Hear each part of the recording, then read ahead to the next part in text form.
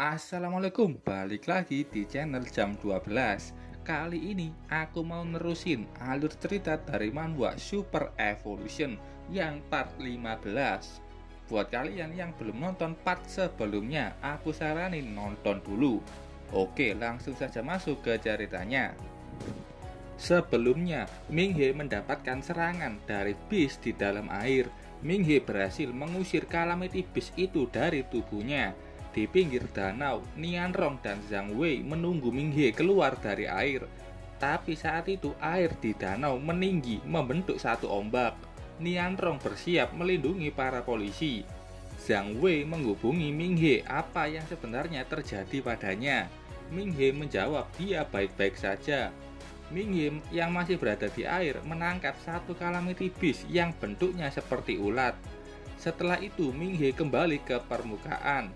Zhang Wei bilang sampel tulang sebelumnya sudah dibawa ke Profesor Tang Hang dan sudah mulai diteliti. Minghe sudah memasukkan monster belut itu ke sebuah tabung untuk dibawa juga ke Profesor Tang Hang. Minghe yakin kematian Wang Jun berhubungan dengan makhluk ini. Mereka ini karnivora dan ada banyak monster ini di waduk. Minghe meminta untuk menutup waduk dan menjauh dari air. Minghe bertanya ke Zhang Wei apakah saksi mata Wang Zhang belum bangun juga. Minghe masih ingin menanyakan keseluruhan cerita darinya. Zhang Wei bilang seharusnya sebentar lagi akan sadar dan Zhang Wei akan mengabari Minghe kalau saksi mata itu bangun. Minghe berterima kasih dengan itu. Kita pindah ke hotel. Minghe sudah membawakan Calamity Beast yang berada di waduk ke Profesor Tang Hang. Minghe menambahkan air di tabung itu karena saat tidak ada air, makhluk ini mengerut. Profesor Tang Hang sangat senang dengan sampel yang berharga.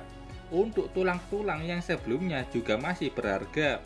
Dia masih perlu waktu untuk menelitinya dan Minghe tidak perlu untuk menunggunya. Minghe akan mencari petunjuk lain di kota. Profesor Tang Hang akan langsung memberitahu Minghe setelah mendapatkan hasilnya. Sementara itu di pabrik kayu Shanxi, tepatnya ini di luar kota Furong, itu kelompok Xiana bersama dengan Liandong. Dia mengatakan warga kota memberikan informasi kalau ada satu warga yang belum pulang dari 2 hari yang lalu.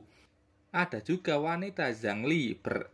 Dia bingung kenapa mereka harus mengecek ke sini, kenapa tidak menelpon polisi saja. Dan ada satu murid lain yang namanya belum disebutin. Dia protes kenapa harus ke sini. Saat itu Xiana siaga dan menyuruh mereka untuk diam. Mereka bergerak sesuai petunjuk Xiana. Dan Xiana hanya melihat seekor rusa. Setelah tahu kalau itu hanya seekor rusa, mereka kembali tenang dan melanjutkan perjalanan untuk mengecek ke dalam pabrik.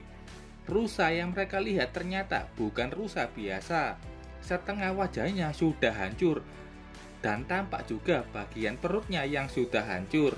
Di dalam pabrik, Liandong melihat mesin pemotong kayu masih menyala. Xiana bahkan mencium bau alkohol yang sangat menyengat. Mereka sampai di satu ruangan. Di situ ada satu orang yang bernama Wang Jianrong yang mereka cari tampak sedang tidur. Murid ini mencoba membangunkan Jianrong yang tidak juga bangun saat mereka teriaki. Saat dia mendorong tubuhnya, mereka kaget dengan kondisi Jianrong.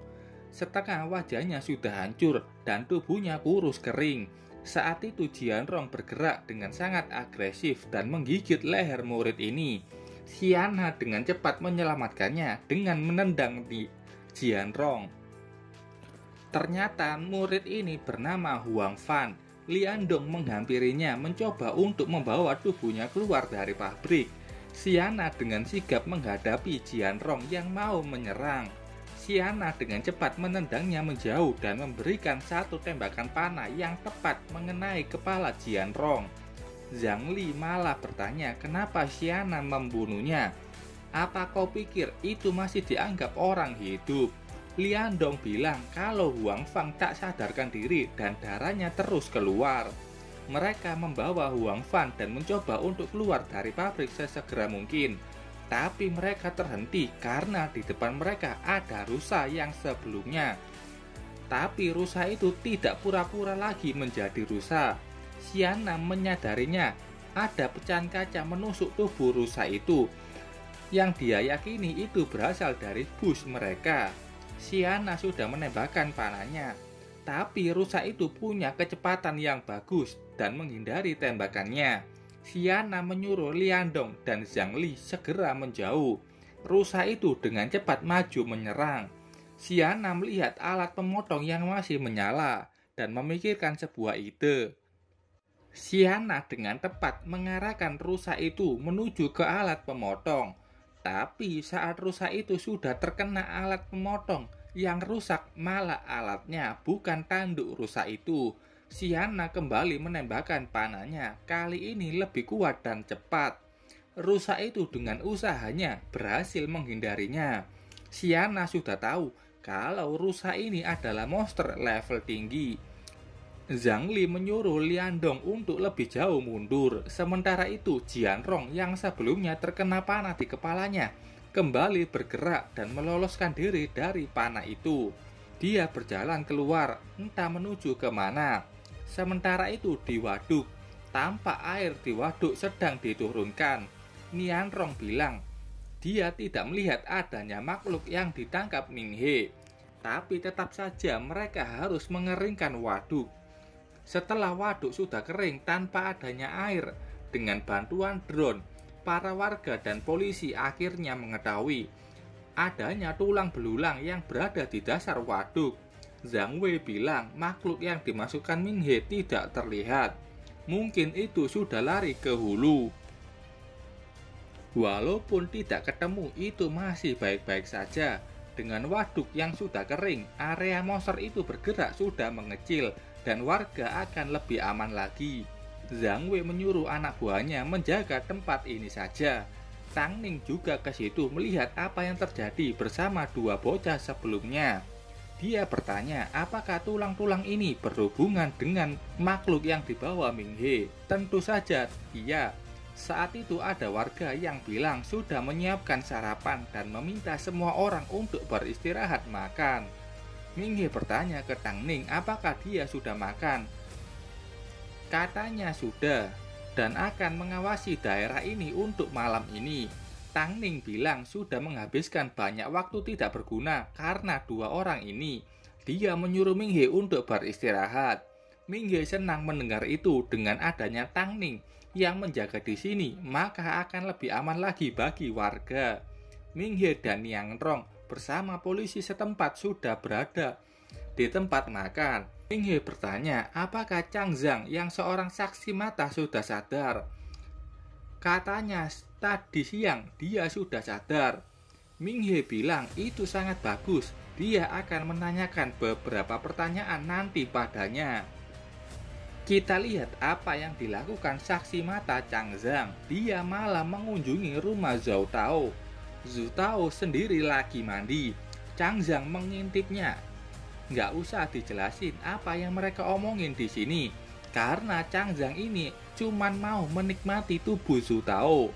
Pokoknya Chang Zhang berhasil merayu Zhou Tao dan keduanya sudah melepaskan seluruh pakaiannya setelah melakukan adegan intim yang disensor autor. Tiba-tiba saja wajah Zhou Tao berubah seperti hancur dan membentuk banyak tentakel. Setelah itu terdengar teriakan kesakitan dari Chang Zhang. Ini azab om-om mesum pencuri istri orang. Lanjut. Zhou Tao sudah menelan habis tubuh Chang Zhang dan tampak senang mendengar teriakan mangsanya itu. Sementara itu, Ming He yang sudah keliling kota, dia sampai ke sebuah restoran yang ada nama Zhou Tao. Dia bertanya ke kakek yang duduk di situ, siapa itu Zhou Tao? Kakek itu menjelaskan siapa Zhou Tao. Di sini banyak pelanggan yang sangat suka dengan masakan Zhou Tao yang sangat enak. Dan plus dengan melihat bodinya yang enak juga dipandang. Mendengar itu Ming He kaget karena dia sebelumnya sudah mencoba masakan dari Zhou Tao dan itu rasanya tidak enak. Kakek itu terus melanjutkan, Zhou Tao yang beberapa hari lalu menutup restorannya. Tapi setelah mereka buka lagi, Rasa makanannya sangat buruk dan banyak dikomplain pelanggan. Ming-hye bertanya, kapan itu terjadi? Itu sekitar 10 hari yang lalu. Zhou Tao selalu membuka restorannya. Bahkan di tahun baru dia akan tetap membukanya. Tapi setelah menutup restorannya sebentar saja, makanannya jadi tidak enak. Ming-hye pun bertanya ke kakek, apakah ada hal yang aneh terjadi baru-baru ini di kota? Kakek itu menjelaskan beberapa hal yang aneh.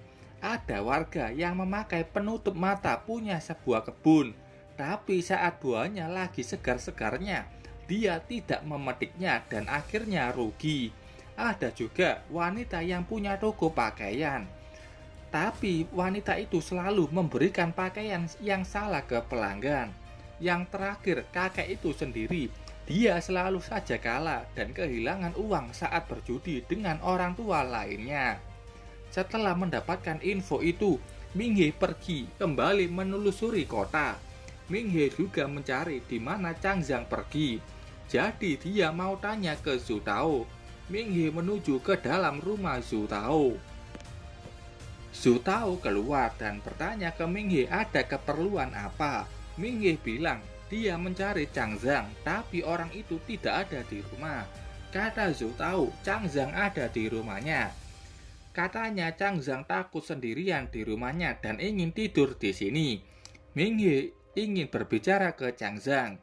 Zhou Tao mempersilakannya, dia ada di ruangan belakang dan dia akan meneruskan masaknya.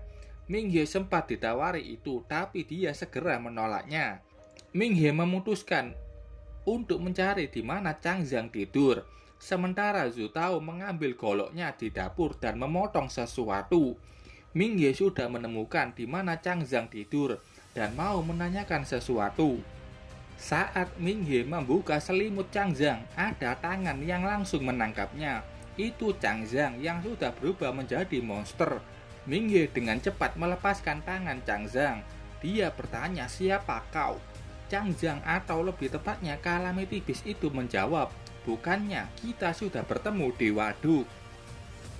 Ming-hye akhirnya mengetahui kalau ini adalah monster yang sama di dalam air. Calamity Beast menjawab panggilan Ming-hye ke dirinya. Di depan kamu, kalian manusialah yang beast. Saat itu datang Zhou Tao. Dia bilang, bukannya kau sudah setuju untuk segera pergi setelah makan? Ming-hye bertanya, siapa sebenarnya mereka? Zhou Tao menjawab, mereka manusia. Ming-hye sudah menyiapkan kristal es di tangannya, bersiap melawan kedua beast itu. Changzang bilang, biarkan dia yang memakan Ming-hye. Zhou Tao tahu itu, dia hanya punya pertanyaan ke Ming-hye. Zhou Tao membawa masakannya yang hanya berisi ayam, utuh, dan sop. Zhou Tao mengatakan dia sudah sempurna dengan tubuh Zhou Tao. Bahkan kenalan terdekatnya tidak akan mencurigainya. Tapi dia punya sesuatu yang tidak dia puasi. Jadi dia mau tanya ke Ming-hye, ada apa dengan skill memasak dari manusia? Mendengar itu Ming-hye hanya bingung. Zhou Tao merasakan masakannya sendiri. Katanya rasa ini tidak benar. Ini berbeda dengan rasa yang dimasak sendiri oleh Zhou Tao asli. BTW ini sudah bukan Zhou Tao karena sudah dirasuki Calamity Beast. Zhou Tao sudah mengikuti resepnya, tapi tetap saja tidak bisa menemukan rasa yang tepat. Bahkan dia sampai belajar memasak dan membuka restoran itu. Hasilnya tidak seperti yang dia harapkan, dan itu membuatnya terganggu. Jadi dia merusak aturan dengan membunuh pelanggan dan membuangnya ke waduk. Awalnya, Calamity Beast ini tidak mau mengekspos dirinya ke kota sebelum mereka mengetahui bagaimana perilaku manusia. Ming-hye mengatakan mereka itu binatang buas. Entah berapa banyak mereka meniru manusia, itu mustahil. Calamity Beast itu menjadi manusia. Setelahnya Zhou Tao membalas perkataan Ming-hye. Katanya, manusia melakukan apapun ke ikan, hewan, dan tumbuhan untuk membuat makanan. Tapi apakah manusia pernah membayangkan perasaan hewan atau tumbuhan itu? Itu mungkin kenapa Zhou Tao tidak bisa membuat makanan enak. Katanya dia lebih baik dari manusia karena dia langsung membunuh dan memakan buruannya tanpa menganiaya hewan atau manusia itu. Minghe pun kembali membalas, "Kalian ini memang mau pura-pura menjadi apa? Semua tulang yang kau tinggalkan di waduk, walaupun itu hanya menjadi tulang, itu tetap menunjukkan ketakutan saat mereka masih hidup. Manusia ada yang baik dan jahat. Kalian terlihat seperti manusia, tapi kalian hanya parasit. Aku bisa yakin kalian belum pernah membuat satu perbuatan baik, benar, ataupun indah. Tapi kalian hanya mempelajari penuh tentang kejahatan yang ada di tubuh manusia. Dan itu sudah cukup menunjukkan kalau kalian secara natural menjadi jahat untuk seluruh kehidupan." Mendengar ceramah dari Minghe, Changzang berubah putusan. Dia akan merebus Minghe menjadi sop dan memakannya. Begitu juga dengan Zhou Tao yang sudah menunjukkan wujud aslinya. Mereka tidak terima dengan perkataan Minghe. Changzang menyerang dengan tentakel di mulutnya. Minghe dengan cepat menghindarinya. Melihat kelincahan Minghe, Changzang mengeluarkan seluruh tentakelnya. Minghe juga sudah bersiap. Dia mulai menyerap kristal es yang tampak sudah retak. Changzang sudah menyerang. Beberapa serangan berhasil ditangkis dengan mudah oleh Minghe. Zhou Tao memberinya peringatan kalau kekuatan Minghe itu melipat gandakan. Minghe sudah bersiap menggunakan Ultimate Violet Soul Art. Dari langit muncul banyak tinju es, Hail Fist. Sebuah tinju es terjun menghujani Changzang dan rumah Zhou Tao. Setelah itu Changzang tampak sudah membeku. Goodness muncul. Dia bilang Minghe harus segera lari karena kedua beast masih hidup. Minghe pun langsung lari keluar dari kota. Goodness bilang kekuatan Minghe barusan sudah cukup untuk menyakiti spesies rank Lord. Minghe tahu dari dua beast barusan, Zhou Tao lah yang sudah di tingkat Lord rank. Kata Goodness, mungkin Minghe tidak akan bertahan kalau Minghe tidak cepat-cepat menggunakan Frost Crystal. Minghe bertanya sebenarnya spesies apa mereka itu. Bagaimana mereka menjadi manusia? Goodness pun tidak tahu. Tapi Beast punya kepintaran untuk berevolusi. Mereka berevolusi dan beradaptasi dengan lingkungannya. Dan mereka bisa evolusi dalam beberapa bulan atau bahkan bisa lebih cepat lagi. BTW saat ini Minghe lagi kabur menjauh dari rumah Zhou Tao. Goodness bilang monster-monster di televisi manusia itu hanya ciptaan dari arogansi manusia. Jika saja Calamity Beast ini sudah hidup lama di bumi, manusia mungkin saja sudah punah dari lama. Jadi Profesor Tang benar mengenai Calamity Beast yang bisa berevolusi. Goodness menasihatinya untuk memikirkan cara untuk melarikan diri. Walaupun kedua beast itu mungkin membeku, tapi mereka pasti bisa menemukan cara untuk meloloskan diri. Walaupun sudah diberitahu, Minghe tidak bisa mengalahkan mereka. Minghe yakin bisa memanggil bantuan, apalagi di sini ada 4 senior dari Dewan Mahasiswa. Goodness bilang, mungkin saja Tang Ning bisa mengalahkan Zhou Tao itu. Sementara itu di kamar Tang Hang, dia melihat spesimen yang bergerak tak karuan. Dia tahu mungkin beast ini lagi bergerak menyakiti orang lain. Jadi Tang Hang menyimpan tabung itu di tempat yang aman. Saat itu dia menerima telepon dari Minghe dan bertanya di mana Minghe sekarang. Minghe menjelaskan kalau dia lagi lari di dekat rumah Changzang. Profesor Tang menasihatinya agar tidak bergegas ke rumah keduanya. Menurut penelitiannya, ada kemungkinan besar keduanya sudah diparasiti. Profesor Tang Hang dan Minghe mengira itu bersembunyi di waduk.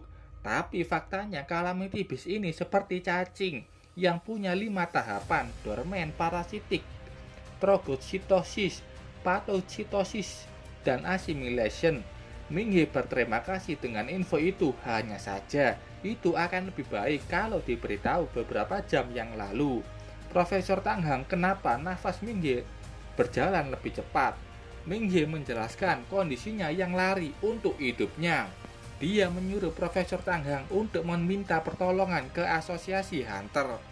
Karena kedua orang itu, Chang Zhang dan Zhu Tao, sudah kena parasit Calamity Beast. Dari keduanya, Zhu Tao mungkin adalah Lord level, dan itu sangat berbahaya. Profesor Tang menjawab dia akan segera menghubungi asosiasi. Tapi setelah itu, Profesor Tanghang tidak mendengar suara Ming He. Profesor Tanghang mulai panik, kenapa tiba-tiba saja Ming He diam tanpa suara. Oke, sampai sini dulu ceritanya. Terima kasih buat kalian yang sudah menonton videonya sampai selesai. Salam jam 12. Bye-bye.